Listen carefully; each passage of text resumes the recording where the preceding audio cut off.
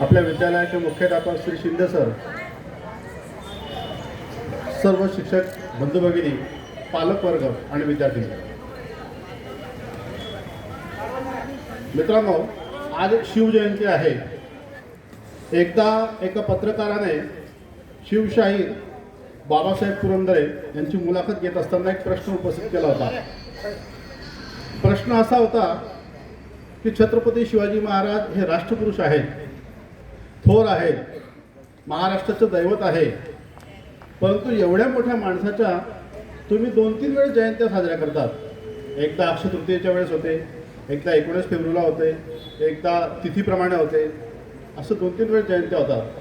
तर काय कारणाने हे बरोबर नाही असं त्यांचं म्हणणं होतं. बाबासाहेब पुरंदरे यांनी अतिशय सुंदर त्याला उत्तर दिलं. ते म्हटले की शिवाजी महाराज देव नव्हते, परंतु देवळातील देव हे शिवाजी महाराजांमुळे शिल्लक होते, उपस्थित होते. देवळातील देवांचं रक्षण करणारा आमचा शिवाजी महाराज होता. त्यामुळे फक्त 3दा त्यांची जयंती साजरी न होता 365 दिवस जरी त्यांची जयंती साजरी झाली आणि घराघरात जयंती साजरी झाली पाहिजे, असा तो थोर पुरुष होता. आजच्या निमित्ताने आपण ज्याप्रमाणे छत्रपती शिवाजी महाराजांना हिंदवी स्वराज्याचं सगळं श्रेय देतो, त्याचप्रमाणे सह्याद्री पर्वतालाही देत असतो. आज आपण अजून काही त्यांचे मावळे सहकारी होते त्यांचे सुद्धा स्मरण करणार आहोत. म्हणजे हिंदवी स्वराज्य स्थापन करण्यामध्ये मावळ्यांचा सुद्धा सिंहाचा वाटा होता. यामध्ये छत्रपती शिवाजी महाराजांचं कसब काय, तर त्यांनी माणसं ओळखली आणि त्या वेळेस त्या माणसाला उभं केलं. माणूस असा उभा राहिला की प्राण द्यायला सुद्धा तयार झाला. अशी शेकडो उदाहरणं आपण इतिहासामध्ये बघत असतो. विद्यार्थी मित्रांनो, छत्रपती शिवाजी महाराज सांगण्याच्या आधी मी जिजामातेच्या आयुष्यातील एक छोटासा प्रसंग सांगणार आहे, ज्याला आपण देवगिरीचा किल्ला म्हणतो. त्या देवगिरीच्या किल्ल्यावरती एकदा निजामाचा वाढदिवस होता आणि सगळे मुस्लिम सरदार, त्याचबरोबर काही मराठे सरदार आपले हत्ती, उंट, घोडे यावरती स्वारी, पालख्या सगळे आलेले होते. आणि सगळ्यांच्या मनामध्ये हेच होतं की निजामाचा वाढदिवस अतिशय थाटामाटाने साजरा करायचा. निजामाचा वाढदिवस अतिशय थाटामाटाने साजरा झाला. वाढदिवसाचा कार्यक्रम संपला आणि सगळे एकाच वेळेस बाहेर येऊ लागले. अशा प्रसंगाला एक खंडागडे नावाचा एक सरदार होता, तो हत्तीवर आलेला होता. आम्ही किती उत्कृष्ट प्रकारे या मोगलांची, निजामांची, आदिलशहांची चाकरी करतो हे दाखवण्यासाठी हे मराठ्यांमध्ये जणू काही एक प्रकारची चुरस लागलेली होती. तो हत्तीवर आलेला होता आणि तो कार्यक्रम संपल्यानंतर तो हत्ती बिथरला. जो कोणी त्याच्या हातात सापडायचा किंवा जो कोणी त्याच्या समोर यायचा, तो हत्ती त्याला सोंडेमध्ये उचलायचा आणि आदळायचा, काहींना पायदळी तुडवायचा. अनेक लोक मरणपत्र सुद्धा पावले. आणि हे दृश्य बघून जिजामातांचा भाऊ, ज्याचं नाव होतं दत्ताजी जाधव, हा समोर आला, तलवार घेऊन समोर आला आणि तो हत्तीला मारणार. तेवढ्यामध्ये दुसऱ्या बाजूने शहाजीराजांचे भाऊ, ज्यांचं नाव होतं संभाजी भोसले, हा समोर आला आणि त्या संभाजी भोसलेने त्या दत्ताजी जाधवला आवाज दिला की दत्ताजी, खबरदार, जर त्या हत्तीला हात लावला तर मारायचं नाही. तो संभाजी म्हटला की हत्तीला मारायचं नाही, मग ते तुला मारायचं. आणि अशा प्रकारे दोघांमध्ये शाब्दिक चकमक झाली.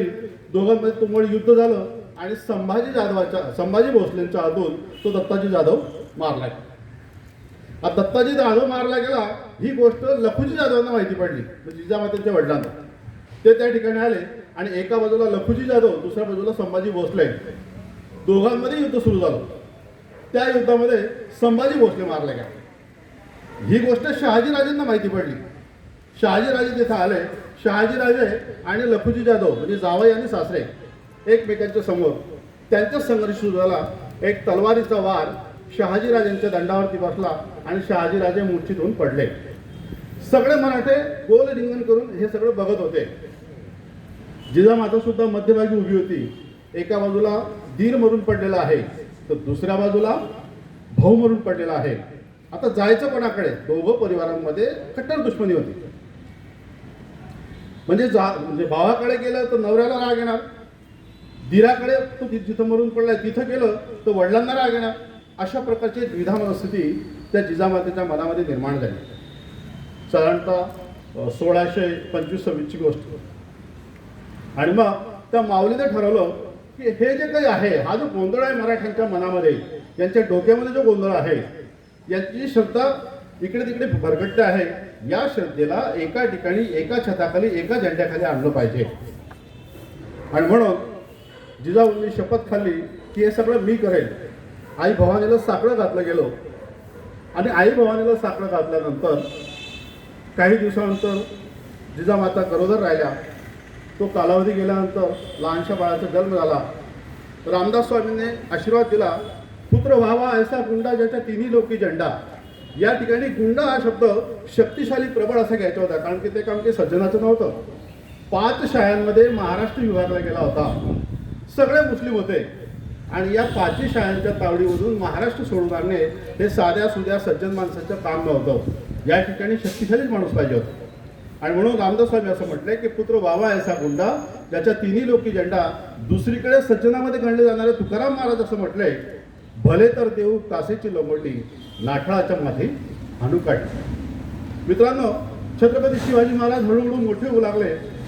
कोणी दुधाचा अभिषेक करतो, कोणी जलाभिषेक करतो. छत्रपती शिवाजी महाराजांनी रायरेश्वराच्या मंदिरावरती रक्ताभिषेक केला. आणि हे राज्य व्हावे ही श्रींची इच्छा आहे, श्री म्हणजे परमेश्वराची इच्छा आहे. अशा प्रकारे सगळ्या मावळ्यांच्या मनामध्ये हिंदुत्वाची ज्योत प्रज्वलित केली. महाराज हळूहळू मोठे होऊ लागले आणि सगळ्या मावळ्यांना, परिसरातील मावळ्यांना कोणत्याही जातीपातीचा भेदभाव न करता संघटित करू लागले. त्यांच्यामध्ये स्वराज्याबद्दल चेतना निर्माण करू लागले. त्यांनी 15व्या वर्षी स्वराज्याचं तोरण बांधलं. तो तोरणा किल्ला आपल्या स्वराज्यामध्ये आणला. अशा प्रकारे अनेक किल्ले त्यांनी स्वराज्यामध्ये आदिलशहाचे, मोगलांचे आणले. आदिलशहाच्या दरबारामध्ये एकदा अशा प्रकारे चिंतेचं वातावरण होतं. आपल्या एका सहकारी मित्राने सांगितलं की आदिलशहाचा पोवाड्यामध्ये सुद्धा ऐकला तुम्ही. तर अली आदिलशहा हा मरण पावलेला होता आणि त्याचे एक छोटासा बालक त्या खुर्चीवरती बसलेला होता. बडी बेगमच्या हातामध्ये सगळ्या प्रकारची सूत्र होती आणि सगळे आदिलशहाचे सरदार चिंताग्रस्त होऊन त्या दरबारामध्ये सामील झालेले होते. सगळ्यांच्या डोक्यामध्ये एकच प्रश्न होता की शिवाजीचं काय करायचं. शिवाजीचा काहीतरी बंदोबस्त केला पाहिजे. त्यांनी अनेक किल्ले आपले घेऊन टाकले आहेत.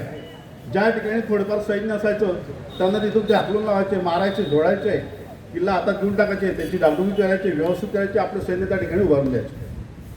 आणि म्हणून काय करायचा प्रश्न पडलेला होता. अशा वेळेस साधारणतः 6.5-7 फूट उंचीचा एक इराणी सरदार समोर येतो. त्याचं नाव होतं अफजल खान. तो म्हणतो की मी शिवाला धरून आणेल किंवा मारून आणेल. आणि मग तो येतो, पंढरपूरच्या मंदिराचं तोडफोड करतो. मंदिराच्या मूर्तींना त्या ठिकाणचे जे पुजारी असतात ते लपून ठेवतात. त्या ठिकाणी पुंडलिकाची मूर्ती असेल तो त्या नदीमध्ये टाकून देतो. त्याच्या आधी तो तुळजाभवानीच्या मंदिरामध्ये घुसलेला असतो. तिथं गायची कत्तल करतो, तुळजाभवानीच्या मंदिराची तोडफोड करतो. शिवाजी महाराज त्याला अतिशय हुशारीने, बुद्धिमत्तेने, शक्तीपेक्षा युक्तिश्रेष्ठ या कल्पनेने त्याला प्रतापगडाच्या पायथ्यापाशी घेऊन येतात. म्हणजे तो वाईला असतो त्यावेळेस त्याच्याकडे निरोप पाठवतात आणि प्रतापगडाच्या पायथ्याशी तो येतो. भला मोठा शामियाना उभा केलेला असतो. छत्रपती शिवाजी महाराज आणि अफजल खानाची भेट होते. अफजल खानाला आनंद होतो. तो म्हणतो आओ शिवा. आणि मग ती भेट होते आणि मग तो त्या शिवाजी महाराजांची गर्दन मान दाबतो, त्यांच्यावरती पिशव्याने वार करतो. हा प्रसंग आपल्याला सगळ्यांना माहिती आहे. त्याच वेळेस सय्यद बंडा हा शिवाजी महाराजांची वार करण्यासाठी तलवार वर करतो. त्या सय्यद बंडाची तलवार वरच्या वर अडवणारा जीवा महाल. जर त्या ठिकाणी जीवा महाल नसते किंवा शिवाजी महाराजांनी त्या ठिकाणी जीवा महालाच्या ऐवजी दुसरा कोणी घेतला असता, एक क्षण, एक सेकंद उशीर झाला असता, तर मग छत्रपती शिवाजी महाराज हिंदवी स्वराज्य निर्माण करू शकले नसते. म्हणून हे श्रेय त्या जीवा महालाला सुद्धा जातं की त्या शत्रूच्या तावडीमधून शिवाजी महाराज सही सलामत सुटले. मित्रांनो, पुढच्या गोष्टीमध्ये आपण असं म्हणतो की आधी लगीन कोंढाण्याचे मग रायवाचं. त्या रायवाच्या लग्नाच्या मागे ही सुद्धा प्रेरणा होती की जेव्हा प्रतापगड संकटामध्ये होता, हिंदवी स्वराज्य संकटामध्ये होतं, हिंदू समाज संकटामध्ये होता, त्यावेळेस शिवाजी महाराजांची आवडती राणी सईबाई ही मृत्यूशय्येवर पडलेली असते आणि तिच्याकडे पाठ फिरून शिवाजी महाराज प्रतापगडावर जाऊन त्या अफजल खानाचा कोथळा काढतात. आणि म्हणून जसं राजा तसं प्रजा राजस्य कालम किंवा राजा हा इतिहास घडवत असतो, तर त्याप्रमाणे त्या शिवाजी महाराजांनी तिथं असं म्हटलं की आधी प्रतापगड, आधी तो अफजल खान आणि मग आपण सगळं काही बघू. तिथून ते घरी गेले नाही, ते मोहिमेवर गेले. अफजल खानाचा कोथळा काढून ते मोहिमेवर गेले. विद्यार्थी मित्रांनो, अशाच प्रकारे ज्यावेळेस तो मिर्झा राजा जयसिंग महाराष्ट्रावरती चालून येतो, महाराजांनी सुद्धा त्याचे अनेक किल्ले घेतलेले असतात मोगलांचे. हा मोगलांचा सरदार असतो मिर्झा राजा जयसिंग, राजपूत राजा असतो, शक्तिशाली असतो, बुद्धिमान असतो. तो महाराष्ट्रावरती चालून येतो आणि चालून आल्यानंतर महाराष्ट्र चिंताग्रस्त होता की आता काय करायचं. प्रत्येक वेळेस अशी परिस्थिती यायची की आता काय करायचं. आणि मग अशा प्रकारची परिस्थिती निर्माण झाल्यानंतर तो मिर्झा राजा जयसिंग एका ठिकाणी तंबू उभारतो आणि सगळा प्रदेश जाळपोळ करायला सुरू करतो. त्याचे जो सरदार असतो दिलेर खान, त्याला तो एक एक किल्ल्यावरती पाठवत असतो. त्याला पुरंदर घ्यायचा असतो, ज्या ठिकाणी संभाजी महाराजांचा जन्म झालेला असतो. तो पुरंदर किल्ला तो आपल्या ताब्यात घेण्यासाठी प्रयत्न करतो. पुरंदरच्या शेजारी अजून एक छोटासा किल्ला आहे, त्याचं नाव आहे वज्रगड. तो जिंकला की पुरंदर सहज जिंकता येतो, असं त्या मिर्झा राजा जयसिंगाला माहिती असतो. आणि म्हणून तो आपलं सैन्य आधी त्या पुरंदरावर बसतो, पाठवतो. बघा, सगळे मावळे ताट बसलेले आहेत. जो मावळा नसेल तो ताटच बसणार नाही आणि शांतही बसणार नाही. तर मग आधी वज्रगड जिंकला जातो, त्याला 1.5 महिना लागतो. पुरंदरवर हल्ला होतो. पुरंदरचा जो किल्लेदार असतो मुरारबाजी देशपांडे, तो एके दिवशी दोन्ही हातामध्ये तलवारी घेऊन मैदानामध्ये येतो. सोबत 500-600 सैन्य असतात. दिलेर खानाचे सैन्य हे जवळजवळ 7-8 हजार असतात. तो हत्तीवर बसलेला असतो. तुंबळ युद्ध होतं. दोन्ही हाताने तलवारी फिरवत असतो तो मुरारबाजी देशपांडे. आणि एक वेळ अशी येते की तो दिलेर खान त्याला बघतो आणि सगळ्यांना थांबायला सांगतो की थांबा. आणि तो किती हुशारीने, किती तरबेजपणे तलवार फिरवतो हे तो क्षणभर बघतो. आणि त्या दिलेर खान मुरारबाजी देशपांडेला म्हणतो की या महाराजांची चाकरी काय करतो, येऊन जा मोगलांकडे, तुला आमचे मोगल बादशाह सरदार बनवतील आणि सरदार बनवल्यानंतर जहागिरी देतील. अरे तो महाराज तुम्हाला काय देत असेल. तेव्हा तो मुरारबाजी देशपांडे म्हणतो की शिवाजी महाराज हे आमचे स्वतःचे आहेत, आमचे आहेत. त्यांनी हिंदवी स्वराज्य स्थापन करण्याचं शपथ घेतलेले आहे. हे राज्य व्हावे ही श्रींची इच्छा आहे. अशा महाराजांसाठी मेलेलं बरं, परंतु तुझा जो परका मोगल बादशाह आहे, औरंगाबाद बादशाह आहे, त्याची चाकरी आम्ही करू शकत नाही, असं बोलून तो पुन्हा ते तलवारी फिरायला सुरू करतो. त्याला एक भला मोठा चाफा असलेला बाण तो दिलेर खान मारतो आणि एका क्षणामध्ये त्या मुरारबाजी देशपांडेची मुंडकी उडवली जाते. तो मरून पडतो. त्याची मुंडकी उडवल्यावर सुद्धा काही क्षण त्याचे शरीर, त्याला गती मिळालेली असते, काही क्षण ते तलवारी फिरवत असतो. मित्रांनो, यासाठी इथं मुरारबाजी देशपांडेची श्रद्धा. दुसऱ्या बाजूला मिर्झा राजा जयसिंग की जो राजपूत राजा होता, तो 4 तास पूजा करायचा. मिर्झा राजा जयसिंग 4 तास पूजा करायचा. तो शंकराचा भक्त होता. 4 तास पूजा केल्याशिवाय तो पाण्याचा एक थेंब सुद्धा प्राशन करत नव्हता. एवढी श्रद्धा त्याच्यावरती. त्याचं असं म्हणणं होतं की 2च देव आहेत, एक स्वर्गामध्ये असलेला भगवान शंकर आणि जमिनीवर असलेला तो औरंगजेब. या 2 देवांचा मी भक्त आहे, असं ते मिर्झा राजा जयसिंगाचं म्हणणं होतं. तो स्वराज्यावर चालू लागलेला होता. त्याला त्याच्या हिंदुत्वाची जाण आमच्या छत्रपती शिवाजी महाराजांनी दिलं. पण त्यावेळेस तह झाला. त्या तहामध्ये ठरलं की 35 पैकी 23 किल्ले हे औरंगजेबाला द्यायचे, 12 किल्ले फक्त आपल्याकडे ठेवायचे. 50व्या वाढदिवसाला छत्रपती शिवाजी महाराजांनी त्या औरंगजेबाची भेट घेण्यासाठी जायचं. महाराज आग्र्याला गेले. आग्र्याला त्याचा वाढदिवसाचा समारंभ होता. दिवाने आम संपला, दिवाने खास सुरू झाला आणि छत्रपती शिवाजी महाराजांना पंचहजारी मनसबदाराच्या 3ऱ्या रांगेमध्ये उभं करण्यात आलं. महाराज म्हटले की हा आमचा अपमान आहे. आणि तो मिर्झा राजा जयसिंगाने, ज्याच्याकडे स्फटिक शिवलिंग होतं, स्फटिक शिवलिंग म्हणजे बर्फाळ प्रदेशामध्ये बर्फ पडत असतो. बर्फ पडला, तो वितळण्याच्या आधी दुसरा बर्फ पडतो, तो वितळण्याच्या आधी तिसरा बर्फ पडतो. अशा प्रकारे खालचा जो बर्फ असतो त्याचं खडक बनलेलं असतं. त्या खडकापासून तयार केलेलं शिवलिंग त्याच्याकडे होतं. तो 4 तास उपवास करतो, परंतु हिंदूंसाठी काहीच करू शकत नाही. अशा त्या मिर्झा राजा जयसिंगाने असं म्हटलं होतं की तुझ्या रक्षणाची जबाबदारी माझ्या मुलाकडे असेल, रामसिंगकडे असेल. मुलगा सुद्धा महाराजांचं रक्षण करू शकत नाही. महाराजांना कैदखान्यामध्ये टाकलं जातं. महाराज त्या ठिकाणी आजारपणाचं सोंग घेतात. आजारपणाचं सोंग घेऊन नंतरच्या कालावधीमध्ये मिठाऱ्याचे पेटारे भरले जातात. परंतु त्या कालावधीमध्ये महाराज असं म्हणतात की या ठिकाणाहून मी सुटलो तरच हिंदवी स्वराज्य निर्माण होईल. आणि मग एके दिवशी त्या मदारी मेहतर आणि हिरोजी फर्जल या दोघं सहकार्यांच्या माध्यमातून हिरोजी फर्जल पलंगावर बसतात. बघा पुन्हा एकदा मावळ्यांचं चुडबुड सुरू झालं. जो चुडबुड करत असेल त्याला आपण समोर बोलवणार आहे भाषण करण्यासाठी. कोण आहे असं उभा राहणार आहे? तर मग मदारी मेहतर बाजूला बसले, हिरोजी फर्जल गादीवर झोपले. महाराजांच्या हातामध्ये हिऱ्याची अंगठी असायची, हातामध्ये सोन्याचं कडं असायचं.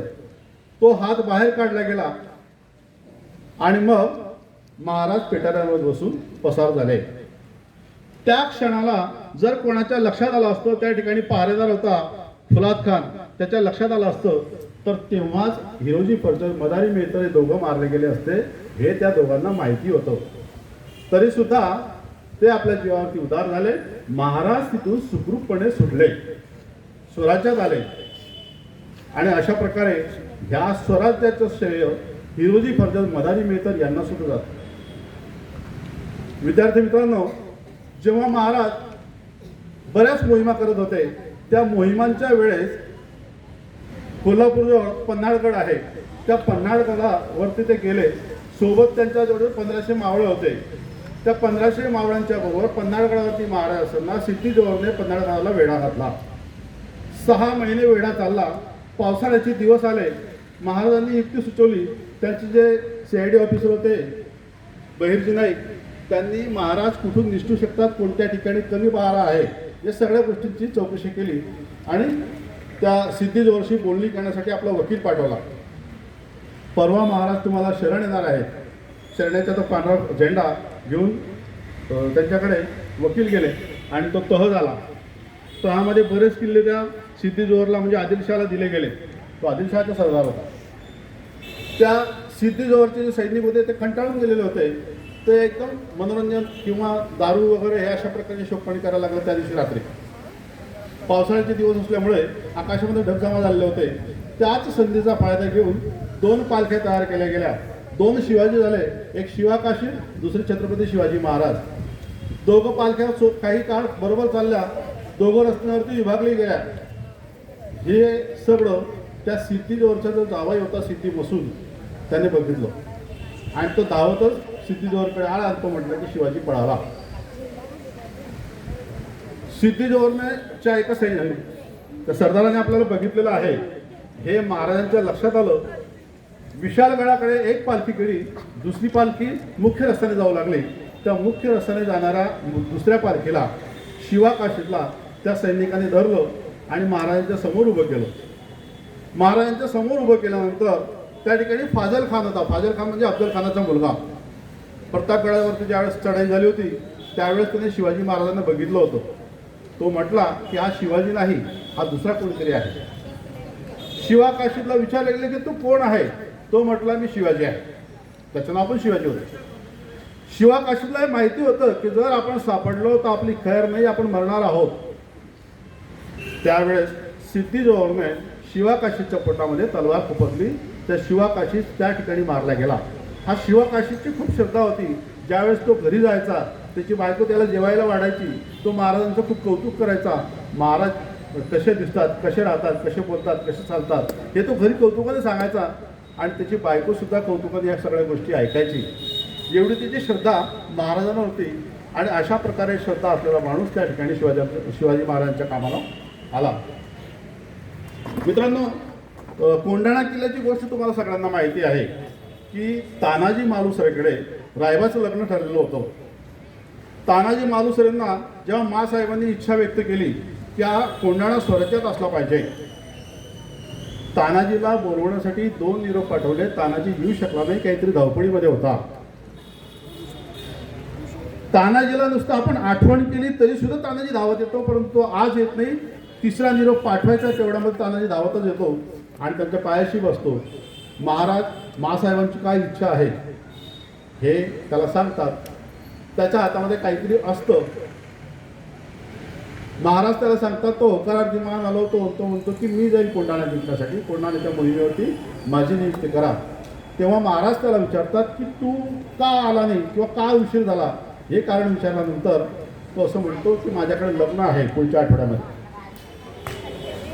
महाराज विचार करतात की तुझ्याकडे जर लग्न आहे तर राहू दे, आपण या मोहिमेवरती दुसऱ्या कोणाला पाठवणार. समोर बघा, या मोहिमेवरती आपण दुसऱ्या कोणाला पाठवणार असं जेव्हा त्याला महाराज म्हणतात, तेव्हा तो तानाजी म्हणतो की आधी लगीन कोंढाण्याचं, मग रायबाचं. तो मोहिमेवर जातो, कोंढाणा जिंकतो, परत येत नाही. हे तानाजीला माहीत होतं की आपण परत येणार की नाही, परंतु महाराजांवरती हे लोक जीव ओवाळून टाकतात. आता जे मी सांगितलं तुम्हाला की त्या शिवा काशीत मारला गेला, जेव्हा महाराज ते विशालगडाकडे जातात, विशालगडाकडे जात असताना रस्त्यामध्ये घोडखिंड आहे, त्या ठिकाणी तानाजी मालुसरे बाजीप्रभू देशपांडे उभे होते. त्यांच्यासोबत जवळजवळ 300 मावळे होते. त्यांनी महाराजांना म्हटलं की तुम्ही त्या पुढच्या गडाकडे जाऊ शकतात, परंतु विशालगडाकडे जाऊ शकतात, परंतु मी इथून एकही गनिम पुढे जाऊ देणार नाही. बाजीप्रभू देशपांडे त्या विशालगडाच्या घोडखिंडीतनं एकाही गनिमाला पुढे जाऊ देत नाही. महाराज त्याला असं म्हणतात की तू मारला जाशील, तुझ्यावरती संकट येईल, तुझ्या जीवावर भीतेल. तेव्हा बाजीप्रभू देशपांडे म्हणतात की महाराज, लाख सैनिक मेले तरी चालेल, परंतु लाखाचा पोशिंदा वाचला पाहिजे. अशा प्रकारे त्यांची इच्छा होती, श्रद्धा होती, आणि म्हणून स्वराज्य निर्माण. मित्रांनो, शिवाजी महाराजांची पहिली राजधानी ही राजगड होती. नंतरची राजधानी ही रायगड होती. रायगड बांधण्यासाठी जवळजवळ, म्हणजे त्याला दुरुस्त करण्यासाठी, तिथं सगळ्या प्रकारच्या सुविधा निर्माण करण्यासाठी जवळजवळ 14 वर्ष लागले. 14 वर्षामध्ये बऱ्याचदा महाराज मोहिमेवर असायचे. एकदा तर अशी वेळ आली की महाराज मोहिमेवर होते, पैसा संपलेला होता. त्या हिरोजी इंदुरकरांनी आपलं गावाचा वाडा विकला. त्यांच्याकडे जबाबदारी होती रायगड बांधायची. त्यांनी तो आपला वाडा विकला आणि सगळा पैसा तो रायगड बांधण्यासाठी दिला, वापरून घेतला. महाराज मोहिमेवर परत आले. महाराजांनी त्या सगळ्या रायगडाची पाहणी केली. रायगडाची पाहणी केल्यानंतर त्यांच्या लक्षात आलं की अतिशय सुंदर किल्ला बनवलेला आहे. ते हिरोजीला जवळ बोलवतात आणि म्हणतात की बोल हिरोजी, तुला काय पाहिजे, तू मागशील ते देऊन टाकेल. हिरोजी म्हणतो की मला काहीच नको महाराज. तरी पण महाराज त्याला गळ घालतात की तू सांग फक्त तुला काय पाहिजे. तो म्हणतो की या ठिकाणी हे जे मी मोठं मंदिर बांधलेलं आहे, नंतरच्या कालावधीमध्ये ज्या ज्या वेळेस महाराज तिथं असायचे त्या त्यावेळेस त्या शंकराच्या मंदिरामध्ये महादेवाचं म्हणजे शंकराची दर्शन घेण्यासाठी यायचे.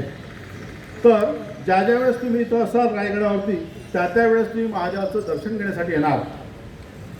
तुम्ही दर्शन घेण्यासाठी येणार, या ज्या पायऱ्या आहेत, शेवटच्या पायरीवरती माझं नाव लिहा, सेवेसी तत्पर हिरोजी इंदुरकर, असं नाव तिथं आजही लिहिलं आहे.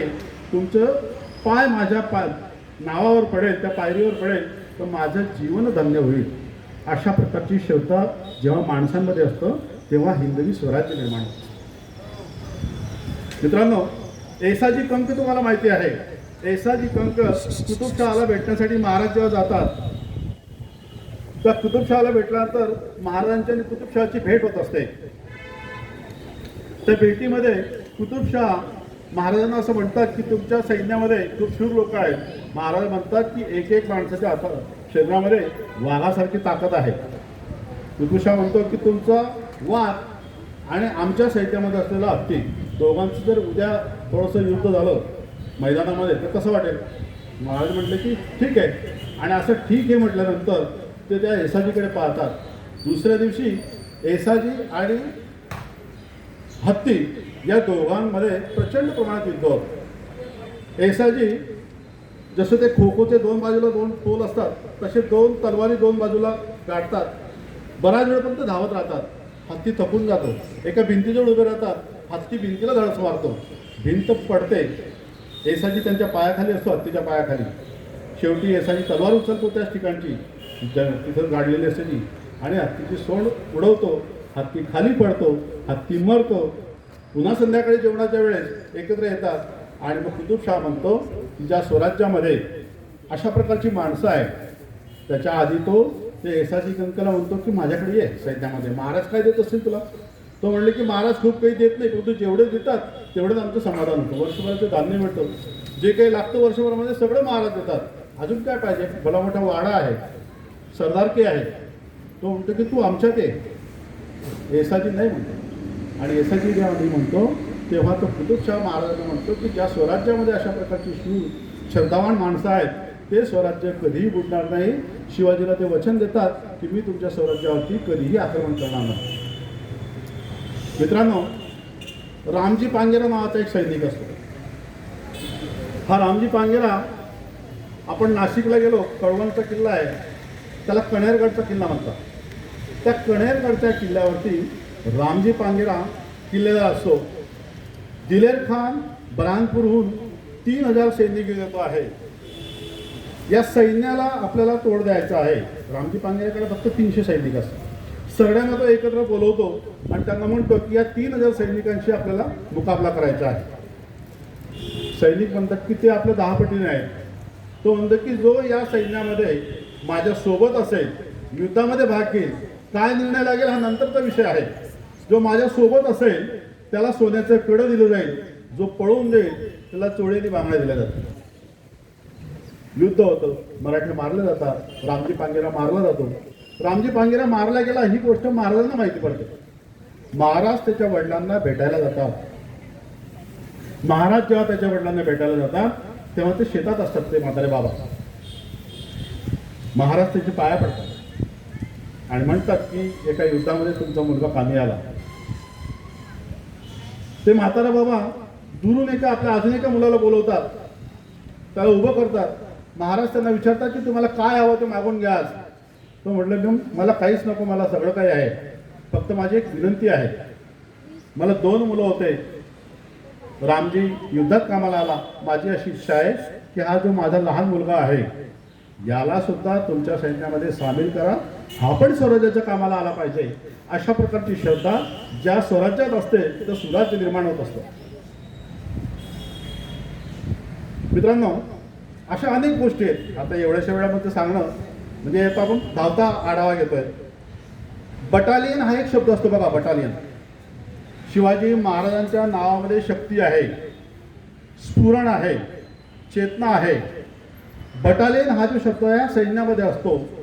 प्रत्येक शीख बटालियन, मराठा बटालियन, अनेक प्रकारच्या बटालियन असतात. इंग्रज भारतामध्ये असतानाची गोष्ट आहे.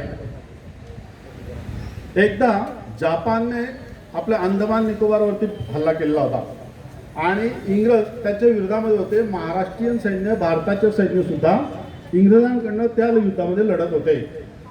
एका बाजूला इंग्रज, दुसऱ्या बाजूला जापान आणि भारतीय लोक इंग्रजांकडनं. एक रणगाडं त्या ठिकाणी एका खास खडक्यामध्ये अडकून जातं, निघतच नाही. सगळ्या प्रकारचे प्रयत्न केले जातात. सगळ्या प्रकारचे प्रयत्न करून सुद्धा जेव्हा रणगाड निघत नाही तेव्हा एक इंग्रज अधिकारी त्या मोठ्या इंग्रज अधिकाऱ्याकडे जातो आणि त्याच्या कानात काहीतरी सांगतो. तो कानामध्ये असं सांगतो की या सगळ्या सैनिकांमध्ये महाराष्ट्रीयन सैनिक सुद्धा आहेत, ज्यांना आपण महाराष्ट्र बटालियन किंवा मराठा बटालियन म्हणून ओळखतो. त्या सगळ्यांना संघटित करा, एकत्र करा. त्या सगळ्यांना एकत्रित केलं जातं. तो इंग्रज अधिकारी असं म्हणतो की हे सगळ्या लोकांची श्रद्धा छत्रपती शिवाजी महाराजांवर आहे. तुम्ही यांना शिवाजी महाराजांची आण दाखवा. आपलं जे युद्ध थांबलेलं आहे, आपले जे माणसं मारले जात आहेत, क्षणामध्ये प्रश्न निकाली लागेल. त्या सगळ्या सैनिकांना शिवाजी महाराजांची आण दिली जाते आणि त्यांना म्हटलं जातं, घोषणा दिल्या जातात, ज्या आता पुराणिक सरांनी दिल्या. पुन्हा एकदा पुराणिक सर घोषणा देतील बघा. तुमच्याही मनामध्ये, तुमच्याही मनगटामध्ये तशा प्रकारची ताकद येऊ शकते. पुराणिक सर घोषणा देत आहेत. छत्रपती शिवाजी महाराज के जय, माता के जय, जय भवानी. बघा ताकद आली किती शरीरामध्ये. अशा प्रकारची चेतना, शक्ती, जोश त्या सगळ्या मराठी बटालियनच्या मनामध्ये, मनगटामध्ये निर्माण झाली. काही क्षणामध्ये तो रणगाडा बाहेर काढला गेला. मित्रांनो, कोण बोलतोय हा? समोर इकडे छत्रपती शिवाजी महाराजांचं 1680 मध्ये निधन झालं. औरंगजेब महाराष्ट्राच्या बॉर्डरवरती सीमेवरती आलेला होता. महाराजच्या चिंतेमध्ये होते. संभाजी महाराज राजे झाले. 1689 मध्ये त्या औरंगजेबाने संभाजी महाराजांना मारलं, त्यांचा वध केला. 1680 पासून ते 1707 पर्यंत तो औरंगजेब महाराष्ट्रामध्ये होता. महाराष्ट्रातल्या वनावनामध्ये तो भटकला, जंगलामध्ये भटकला, सह्याद्री पर्वतामध्ये भटला, गावागावाला गेला, अनेक ठिकाणी हल्ले केले, अनेक ठिकाणी प्रयत्न केला. छत्रपती शिवाजी महाराजांनी हे उभं केलेलं, प्रयत्नांनी उभं केलेलं, मावळांचं रक्त सांडलेलं हिंदवी स्वराज्य त्याच्याकडनं नष्ट होऊ शकलं नाही. एक वेळ अशी होती की संभाजी महाराज मारल्या गेल्यानंतर 1689 नंतर तर 1707 पर्यंत स्वराज्याला राजाना होता. जे राजाराम महाराज होते ते जिंजीला जाऊन बसलेले होते.